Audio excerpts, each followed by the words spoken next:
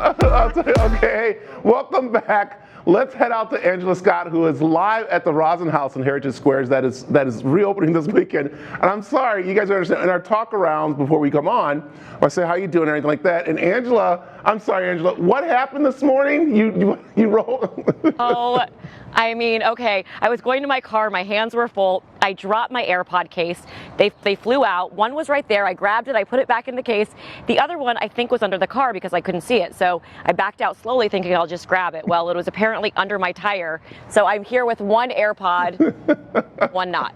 Anyway, the AirPod is gone. It happens to a lot of all of us and everything like that. Well, yes, right? It's Labor Day weekend, and I like this, that Heritage Square, a great place to go down to, and a lot of history going on. So you're at it's the Rosson house, am I saying it right?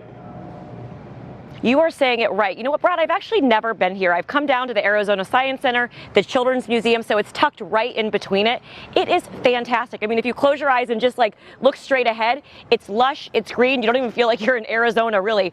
But we were in the heart of Arizona. The Rosson house behind me is 125 years old. Today, Sarah, right? Yes, this year. This year, okay, so we're celebrating 125 years of the Rosson house. What exactly is the Rosson house? So the Rosson house is a Victorian house that was built in 1895 by Flora and Roland Lee Rosson, and it is a museum now. It was restored in the 1970s, reopened in 1980, so it's also the 40th anniversary of the museum being open. So it's a very big anniversary year for us here at the square. Yeah, and this is an entire square, so there's a lot going on right here. But take us through, you know, if we walk in, first of all, let's tell us, we can sign up for tours of the Rosson house. How does that work? So tomorrow, September 4th, we are reopening to the public for our first time since March. We're very excited. We're going to be doing limited tours to make sure we're being as safe as possible, and you can do those at either 10, 12, 2, or 4 o'clock. You can buy all those tickets on our website at heritagesquarephx.org.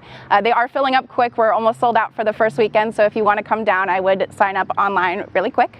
So after you tour the Rosson house, there's so much you can do. It's a wonderful way to spend the afternoon with your family.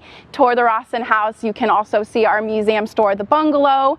We also have a great exhibit going on right now called The Great Migration, Indiscernibles in Arizona, which is open to the public. That was put together by Clottie Hammonds of Emancipation Arts. It's really beautiful exhibits. And then we have a lot of amazing restaurants in the square. You can support your local businesses. Royal Coffee Bar is here, as well as Pizzeria Bianco, On Hello Restaurant, as well as Nobu at Teeter House. So really, it's a one-stop shop. You can come down, spend an afternoon with your family, park once, yes.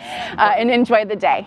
You know, it's so funny right now as these saint-like parents are at home homeschooling their children. I mean, I can't even imagine what a lot of them are going through, really constantly looking, how are we going to get outside? How can we make education fun, right? We're all valuing our teachers right now, definitely. Absolutely. This is a great thing to do with children. You teach them history, a lot about Arizona history. Yes, absolutely. You hear all about Phoenix and the original town site, which was established in 1870. So this is actually the last remaining residential block from the original town site.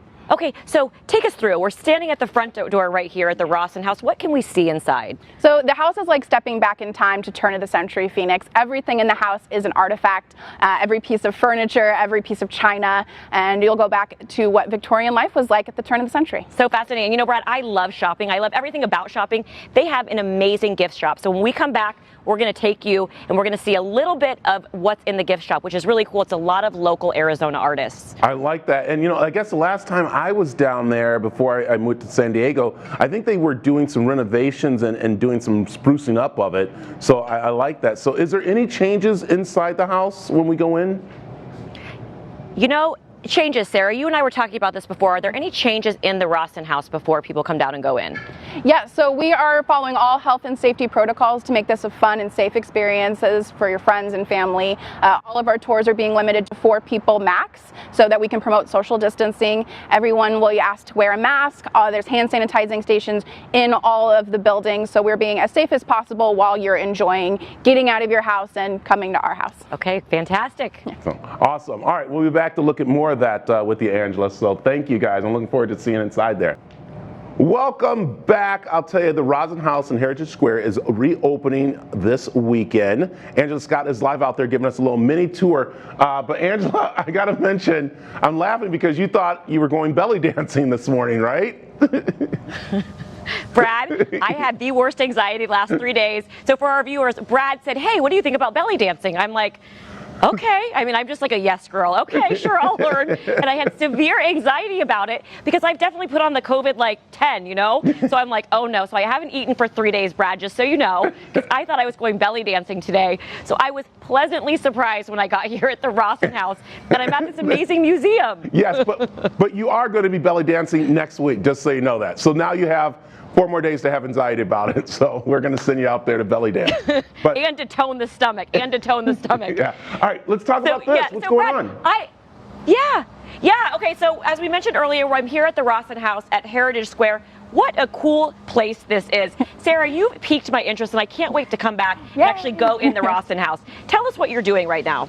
So we are reopening tomorrow, September 4th, for limited tours. We're following all health and safety precautions. We have a full list of those on our website at heritagesquarephx.org. And that's also where you can buy your tour tickets. We're doing tours Friday through Sunday at 10, 12, 2, and 4. They're very limited. We're only touring 4 people at a time, so that way we can socially distance. Everyone will be wearing a mask, and everyone will be asked to hand sanitize as well. So a safe and fun experience for friends and family. And I love it, but it's not just going through the Rosson house. This is a whole experience. You could actually make a day of it. The Science Center's here, the Children's Museum is here, and as you said, the Science Center is opening to the public again tomorrow as well, as you are. Yes, absolutely. Good timing. Yeah, great timing. And then you have tons of restaurants here. They have this great coffee shop here, the Royal Coffee Bar. I just got my cold brew, and it is so good. But I can just see it. You know, bring the family out, do the tour, go in the darling gift shop, which we're going to talk about this right now, the Bungalow, but bring a picnic blanket and have a picnic right here on this beautiful grass. Absolutely, yeah. So Heritage Square is also a city park, so it's a really beautiful outdoor space, and it's also really unique. We're right in the middle of downtown Phoenix, and it's kind of like this little oasis. You don't even feel like you're downtown. And I love that you said you can park once, literally park the car, get out, and you can enjoy all these wonderful things, especially maybe if you're homeschooling right now or off of work and you're working from home. This is a great place to get out, and our weather is getting a little bit cooler. A little bit. Tell us about the Bungalow. You have quite a variety of products right here. Yeah, so the Bungalow is our museum store. It's actually in a bungalow that was built in 1901.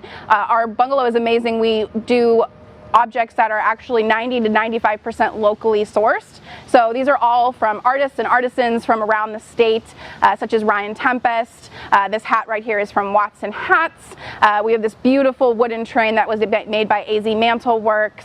And also we have CDs from the king of Arizona blues, Big Pete Pearson.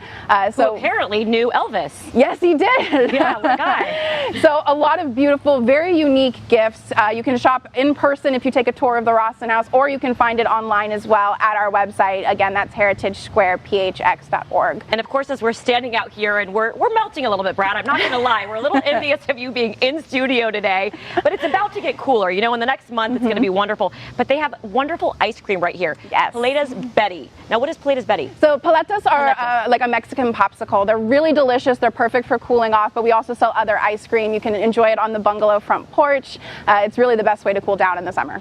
Okay, and Brad asked me in the end of the last segment that we were talking about, he asked me, is everything in original condition in the Rawson house, or has it been remodeled? So the house was actually restored in the 1970s. It was almost demolished as part of kind of that redevelopment craze of the mid-20th century.